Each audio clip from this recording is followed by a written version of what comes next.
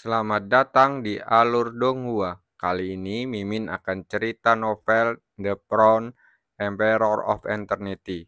Sebelum mendengarkan, jangan lupa subscribe, like, komen, dan share ya, biar Mimin tambah semangat.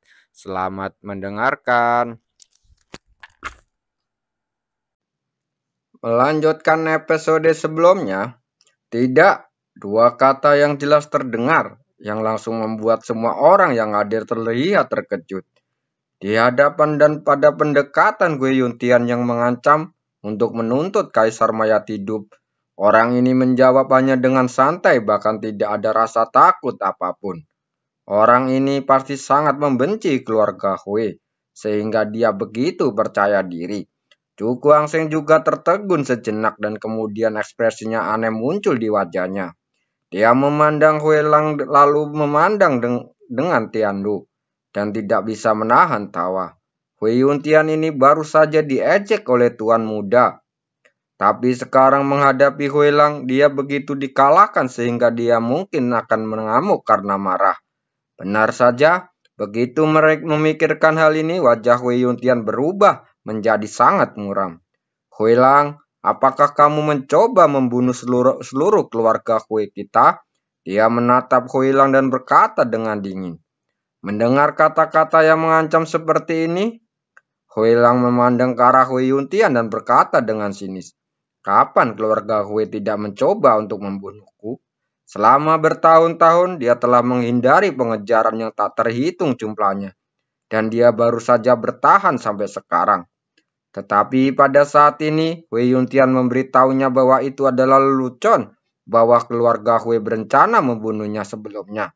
Oke, karena kamu begitu bodoh, aku akan membawamu si pendosa dan Kaisar Mayat hidup untuk kembali ke keluarga Hui. Hui Yuntian tertawa dengan marah dan tiba-tiba bergegas turun.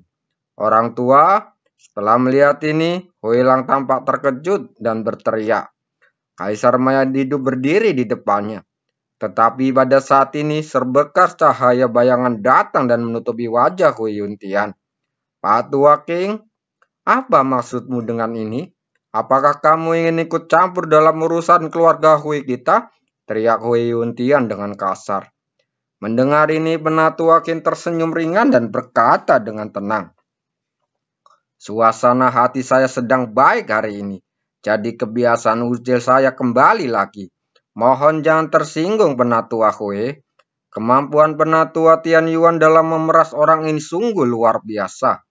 Hahaha. Tiando menyeringai dan memandang Hui Yuntian dengan ekspresi sombong. Orang ini mendominasi sebelumnya. Tetapi sekarang karena Penatua hadir, dia harus memberi pelajaran kepadanya. Wajah Hui Yuntian memerah. Dia menatap pemuda itu dengan marah. Apakah Tian Yuanmu dengan tulus menantang keluarga Hui-ku? Tidak dengan tulus.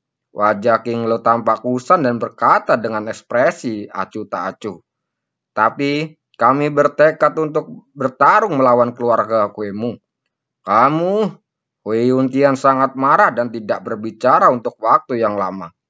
Setelah sekian lama dia melambaikan lengan bajunya dan getir berkata dengan suara dingin. Kamu akan dilepaskan hari ini.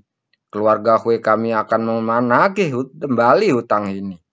Pada titik ini dia mengarahkan pandangan dinginnya pada Hui Lang dan Cuku Angseng lalu berkata, saya harap kamu tidak mati terlalu dini.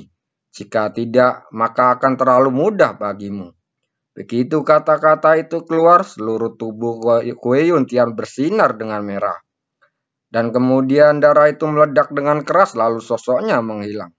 Ayo keluar dari sini juga.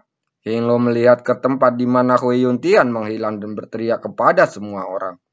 Ini adalah wilayah alam iblis hitam dan perubahan bisa terjadi kapan saja.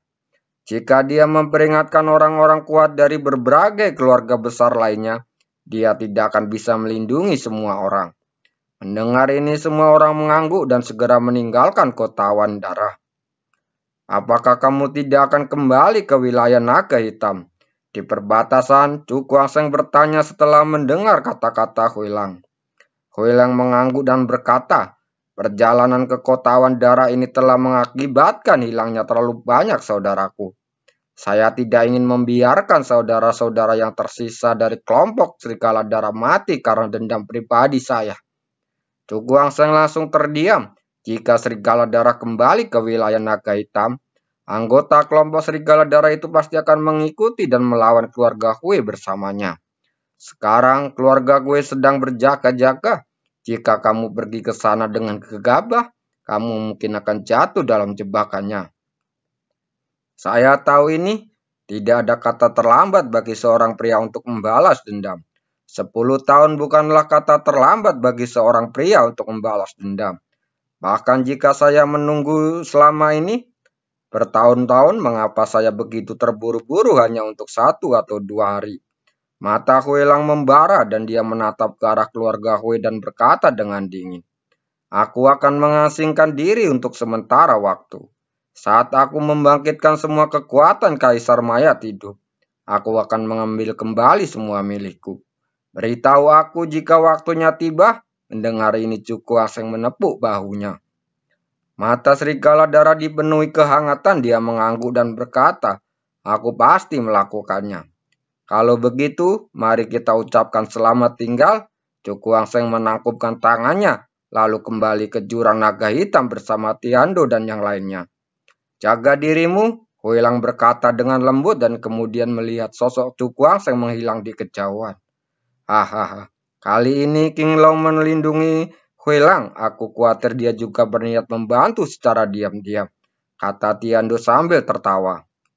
Mendengar ini Cuku Angseng mengangguk dan berkata, "Jika saudara Huilang dapat menguasai keluarga Hui, itu akan sangat bermanfaat bagi Tian Yuan."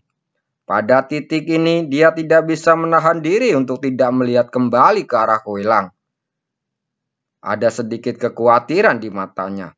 Dia selalu memiliki perasaan samar-samar bahwa bahkan dengan kekuatan Kaisar Mayat hidup, akan sangat sulit untuk mengendalikan keluarga darah kali ini.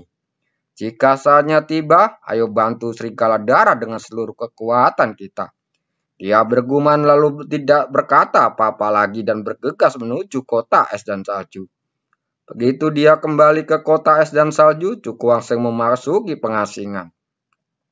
Hielofen dan yang lainnya terkejut dengan hal ini. Sebagai pemimpin sekte, mereka tidak perlu berlatih terlalu keras, bukan? Bahkan tidak ada kesempatan bagi mereka untuk membersihkan diri. Namun, setelah 3 hari Hielofen dan yang lainnya mengerti mengapa Cuku Angseng begitu buru-buru mengasingkan diri. Karena dia akan menerobos.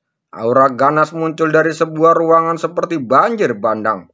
Dalam sekejap, udara di atas seluruh kota es dan salju bergejolak. Berubah menjadi gelombang udara yang bergejolak terus menyapu ke segala arah. Rana Ciuding tingkat kedua. Merasakan aura yang ganas, Hielofen dan yang lainnya sangat terkejut. Kecepatan terobosan pemimpin sekte membuat mereka malu. Di ruang pohon kuno, mata Cuku Angseng tiba-tiba terbuka dan napas kuat keluar dari tubuhnya. Dia merentangkan tangannya ke kedua sisi, merasakan kekuatan mengalir ke seluruh tubuhnya dan tidak bisa menahan senyumnya. Sekarang, efektivitas tempurnya telah meningkat ke tingkat yang baru. Aku ingin tahu harta macam apa yang bisa ditukar dengan lebih dari 2 juta poin pembasmi iblis di Pavilion Tianbu, kumam Cuku Angseng. Sekarang dengan peningkatan tingkat kultivasinya, seni bela diri tubuh Giok pecah kaca mengkilap tidak lagi cukup kuat. Oleh karena itu dia membutuhkan seni bela diri yang kuat untuk menutupi kesenjangan di ranah ini. Cuku Angseng melambaikan tangannya dan cahaya menyilaukan muncul dari perintah pembunuh iblis. Cahaya-cahaya ini saling berkaitan dan terhubung satu sama lain, dan akhirnya berubah menjadi gambar loteng ilusi. Dia melirik ke arah loteng dan melihat banyak harta langka lewat di depan matanya. Benar-benar pantas menjadi Pavilion Tianbu, seru Cuku Angseng dan kemudian matanya menatap langsung ke gambar banyak harta karun dan melihat ke arah loteng. Di sana ada banyak bola kristal jernih yang tergantung. Melihat lebih dekat, dia melihat teknik seni bela diri yang kuat di bola kristal. Tangan peneduh awan, seni bela diri bintang 5 yang murni, puncak pemurnian. Tangan dapat menutupi awan. Telapak tangan pemecah bulan seni bela diri bintang 5 yang murni, terkenal dengan kekuatannya. Jika digunakan sampai batasnya, ia dapat menghancurkan gunung. Api Jue, seni bintang 6 yang murni. Dan seni bela diri kuat yang tak terhitung jumlahnya melewati mata Chu Kuang-seng, menyebabkan warna terbakar di matanya secara bertahap menjadi lebih intens. Namun, meski begitu dia tetap menekan dorongan batinnya dan terus mencari. Karena yang dia inginkan adalah seni bela diri yang benar-benar kuat, yang dapat meningkatkan efektivitas tempurnya secara signifikan. Setelah mencari beberapa menit, mata Chu Kuang-seng tiba-tiba berbinar, dan dia tertuju pada bola kristal. Seni bela diri bintang 8 yang murni, hukuman kematian yang membelah langit. Dia menatap barisan karakter besar di bola kristal dan tidak bisa menahan nafas. Ada seni bela diri yang sangat kuat di Pavilion Tianbo ini. Ini adalah saat dia terkejut, matanya tiba-tiba berkedip dan tertuju pada baris kata-kata kecil di sebelahnya. Seni bela diri semacam ini sangat berbahaya dan sejauh ini belum ada yang berhasil mempraktekannya. Saat dia bergumam, mata Chu Kuang-seng menjadi semakin terkejut. Anda harus tahu bahwa ada banyak orang jenius di Tianyuan. Tetapi bahkan di tempat seperti itu, tidak ada seorang pun yang berhasil melakukan seni bela diri membelah surga ini. Apakah seni bela diri ini begitu sulit untuk dipraktekkan? Semakin sulit berlatih, semakin kuat kekuatannya. Adapun pemilik tuku pencerahan jelas tidak memperdulikan sulitnya untuk berkultivasi. Itu kamu? Chu Kuang-seng meletakkan perintah pembunuh iblis di tangannya pada bola kristal. Dengan poin sebelumnya jumlah 2,1 juta jiwa berkurang. Ini benar-benar mahal. Ini sebenarnya membutuhkan lebih dari 2 juta poin pembasmi iblis. Selanjutnya dia menunggu beberapa hari. Chu Kuang-seng mengeluarkan lusinan batu luar angkasa, lalu perlahan menutup matanya dan mulai berlatih lagi. Pavilion Tianbo masih jauh dari sini. Jadi dia harus menunggu beberapa hari sebelum dia mendapatkan seni hukuman kematian membelah langit. Dan ketika dia memasuki kultivasi di puncak gunung di wilayah tengah, cahaya terang dan tidak biasa tiba-tiba naik ke langit. Cahaya itu menyapu dan akhirnya berubah menjadi tirai besar yang tinggi di langit. Chu Kuang-seng, Chu Li'er, Tiando, dan Master Yun. Keempat orang ini menyelesaikan salah satu dari 10 tugas utama, menghancurkan kota awan darah, dan masing-masing memperoleh 2 juta poin pembasmi iblis. Orang tua itu membahas bahwa mengingat kinerja luar biasa Chu Kuang-seng dalam menghancurkan kota awan darah, Huan Men akan dipromosikan menjadi sekte tingkat 3. Suara agung bergema di langit dan menyebar jauh ke seluruh wilayah tengah. Untuk sesaat, semua orang terlihat terkejut ketika mereka melihat karakter emas yang menambang di layar cahaya besar. Orang-orang ini benar-benar menghancurkan kota awan darah, yang merupakan tempat berbahaya yang terkenal di alam iblis hitam. Selain itu, Huan Men dipromosikan menjadi sekte kelas 3. Ekspresi beberapa orang menjadi membosankan ketika mereka melihat hadiah ini. Anda harus tahu bahwa setiap kali level sekte meningkat, hadiah bulanan akan meningkat secara signifikan. Dalam keadaan normal, dibutuhkan setidaknya 5 tahun bagi kekuatan yang dibangun oleh siswa baru Tianyuan untuk menaikkan level sekte tersebut ke tingkat ketiga. Tentu saja kecuali beberapa orang mesum. Misalnya, siswa Tianyuan bernama Chu Kuang-seng ini menaikkan nilai sektenya ke tingkat ketiga hanya dalam beberapa bulan setelah memasuki Tianyuan. 2 juta poin pembunuh iblis sekte kelas 3 Chu Kuang-seng ini tidak sederhana.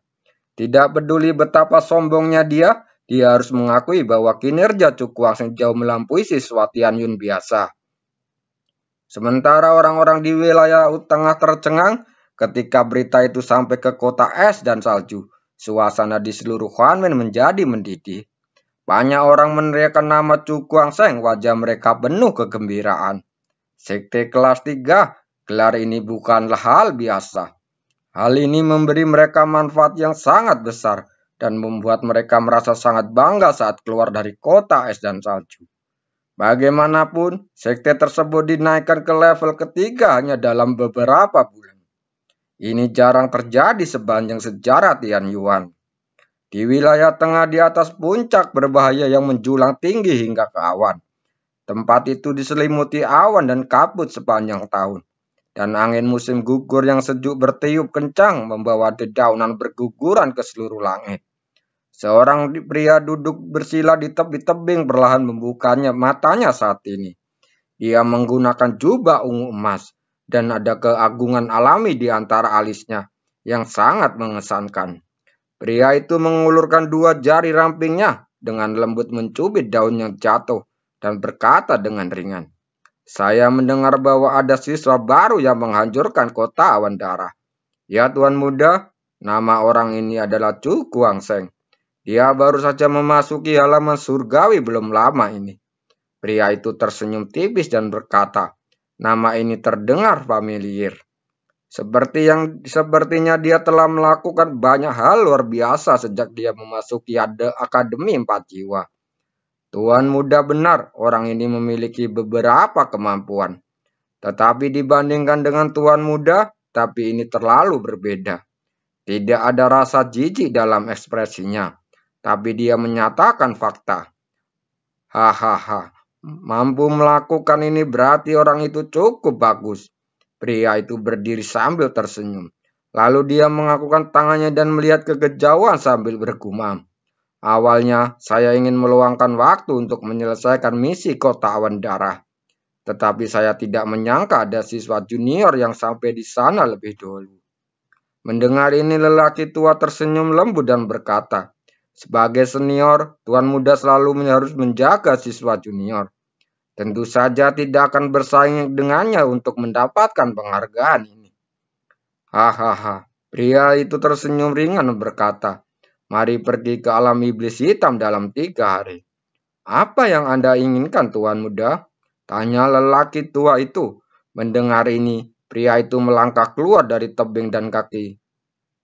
Dan Yuanding dengan cahaya berkedip muncul, membawa tubuhnya terbang ke kejauhan. "Ayo pergi dan lihat apa hebatnya lembah iblis darah yang berada di peringkat ke-6 dalam daftar 10 tugas teratas." Terima kasih telah mendengarkannya.